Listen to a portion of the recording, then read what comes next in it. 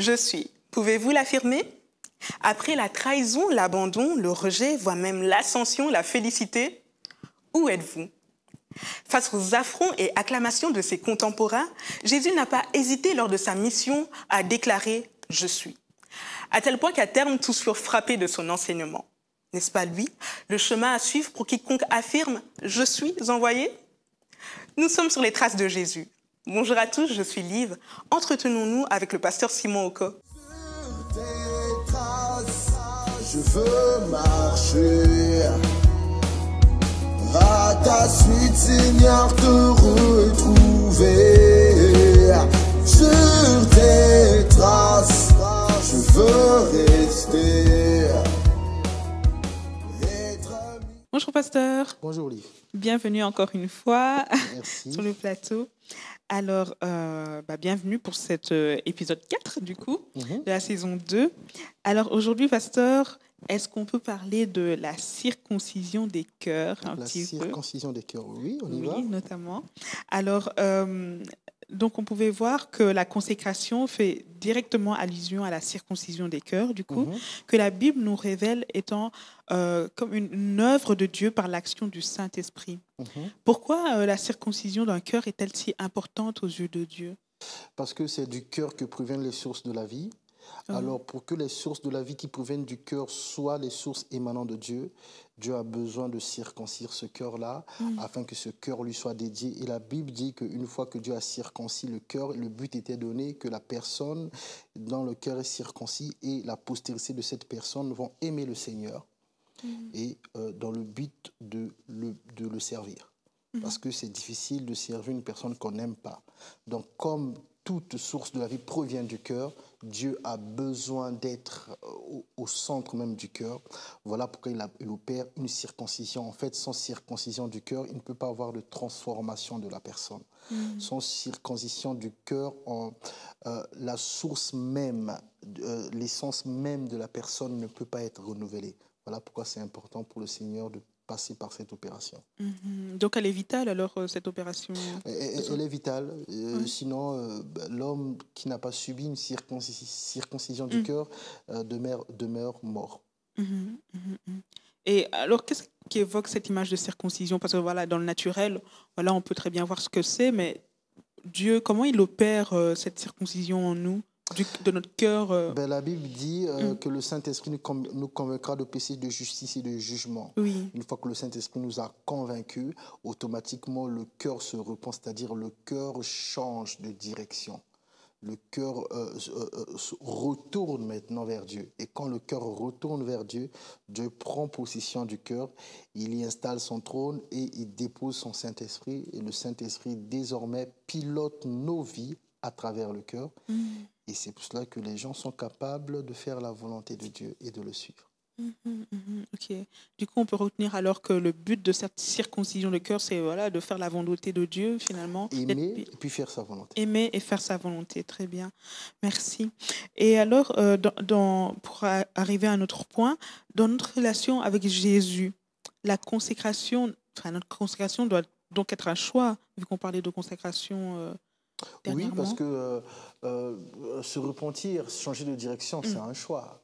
Il n'y a personne qui se fait opérer s'il n'a pas choisi d'aller à l'hôpital. Donc c'est parce qu'on a un problème, on a choisi d'aller à l'hôpital, on consulte et puis on fixe une date et le jour où il y a opération, c'est un choix en fait.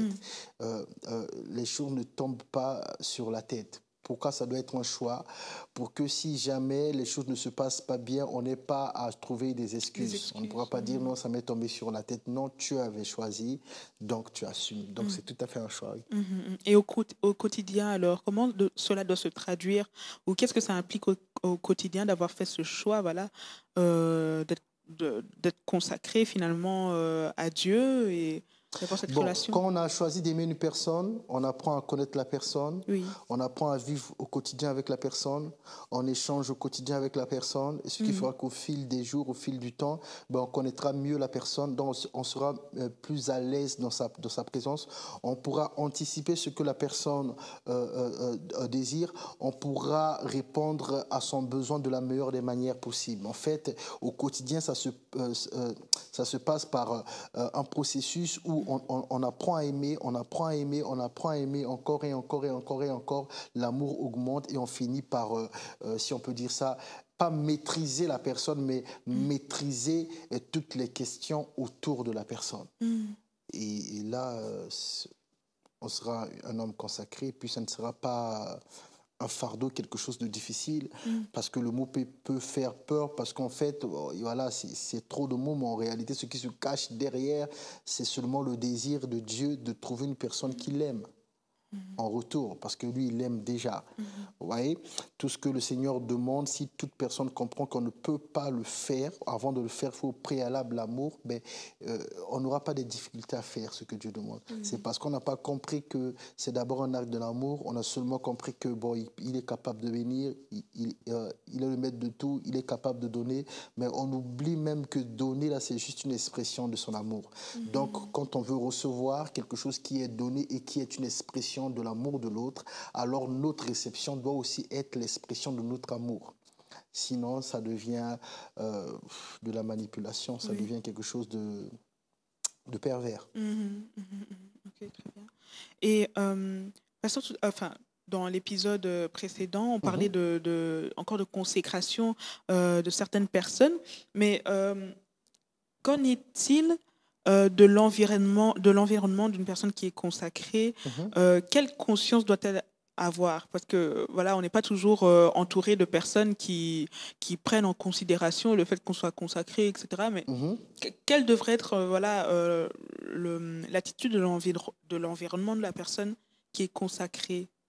Bon, l'environnement de la personne qui est consacrée, la personne consacrée doit organiser son environnement. Son environnement doit être ordonné de telle sorte que l'environnement même de la personne dégage un caractère sacré. Après, quand on parle d'environnement de personnes, même si autour de nous, il y a des personnes qui ne croient pas en cela, mais la façon dont nous avons organisé notre vie va quand même amener ces personnes à savoir leurs limites. Voilà. Et quand on est entouré des personnes qui ne croient pas, ce n'est pas un problème. Le véritable souci que nous devons avoir, c'est de ne pas oublier, de ne pas perdre la conscience de sa présence. Que mon contemporain, mon prochain ne croit pas en cela, mais moi je suis conscient de sa présence. Vous voyez, il y a des gens comme nous, par exemple, nous ne croyons pas à d'autres religions, nous ne suivons pas d'autres religions, mais ce n'est pas pour autant que nous pouvons nous présenter devant ces temples de ces religions-là et faire du bruit. Vous voyez? Parce qu'ils se sont organisés, ils ont mis leur temple, tu n'y crois pas, mais tu respectes quand même. La personne qui est consacrée, si elle ordonne bien sa vie, ces gens auront cette conscience-là que, ok, elle est dans ces choses, je ne crois pas, mais je respecte. Et puis la personne, elle doit être consciente de la présence de Dieu. Généralement, on a tendance à titiller ces personnes et à les outrager même, parce qu'autour d'elle, il n'y a pas d'organisation. Tu parles d'un Dieu, mais quand on voit même ta vie, ben, elle est pareille que nous.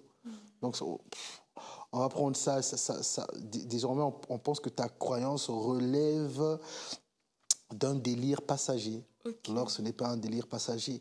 D'ailleurs, pour que les gens aient conscience que ce n'est pas un délire passager, il faut mettre en place des structures qui envoient l'image de quelque chose qui demeure, qui subsiste, qui persiste. Les gens sauront que, ah ok, avant, elle était comme ça, maintenant qu'elle est comme ça, il y a maintenant ça, avant, il n'y avait pas ça.